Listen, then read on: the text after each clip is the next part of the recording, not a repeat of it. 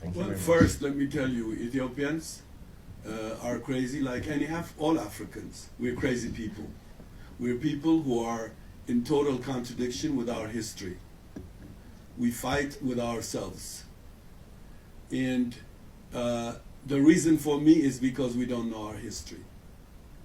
And this is even like when you look at the Oromo, for example, Oromo history. The three prominent generals of the guerrilla warfare are Oromo folks.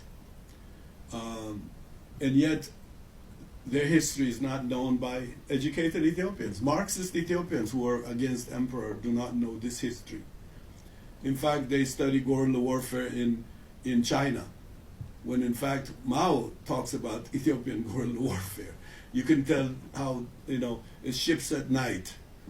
Ethiopian intellectuals are destabilized by the coming of England into Ethiopia.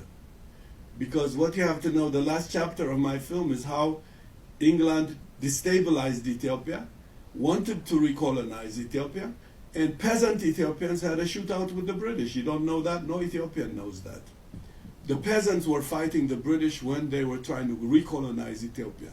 Churchill's idea is Ethiopia should not be free because we're going to lose Sudan, all the colonial. Ethiopia defies colonialism.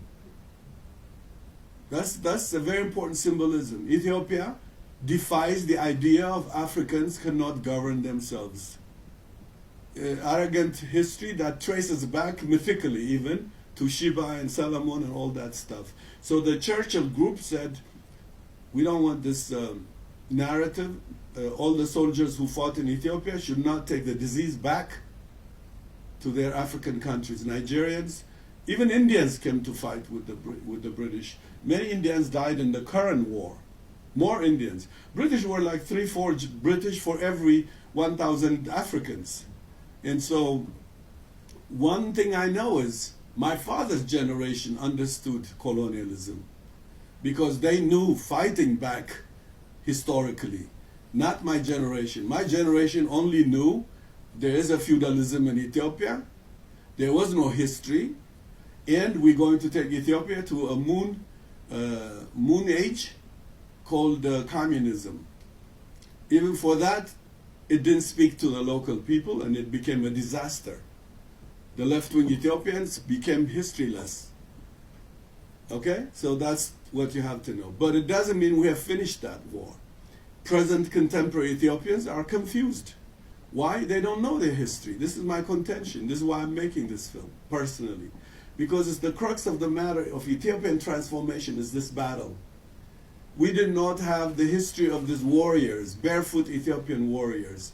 The British began a new narrative saying, we freed Ethiopia. I myself said it to an Ethiopian fighter, the British freed us, he tried to kill me.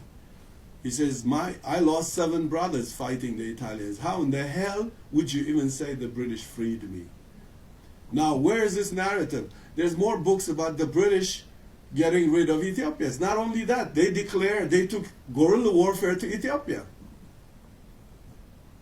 The British showed up in the war in 1940. Ethiopian teachers teach this, that Wingate brought guerrilla warfare in Ethiopia. For 5 years, Ethiopians were fighting guerrilla warfare. A very sophisticated that made Italians not settle in Ethiopia. In Jimma, I mean, you'll see the film, if you get to see the film, it's an amazing history. But the problem here is Ethiopian elite themselves began to give credits to British to a point where the British, our handful, became our liberators. We don't even pay attention to Indians who died for us from India as British colonial soldiers in current war. We don't even pay tribute to Sudanese warriors who came with the British, who died. Many, in fact, one Ethiopian liberated Wingate from almost dying on a horseback and left all the Sudanese to die.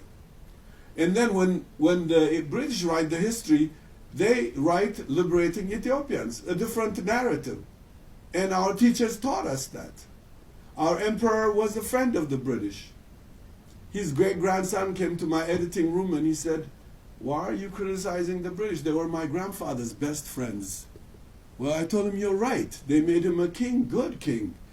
He should be a friend, but I told him, they are my enemies because they try to recolonize my father. And so the contradictions, Ethiopians are sophisticated people. The peasants, the workers, their language is full of mystery. When an Ethiopian says say hello to you, there's subtext. He's questioning, who are you? What's your motive?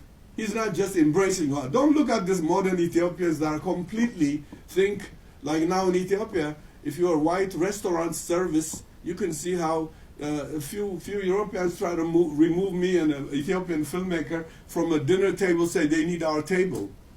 And Ethiopian waiters came and say, move for the white people. In swimming pools at the Hilton, you find racism. Ethiopians have never been occupied, but the new Ethiopians are mentally occupied and do not even know racism if it kissed them.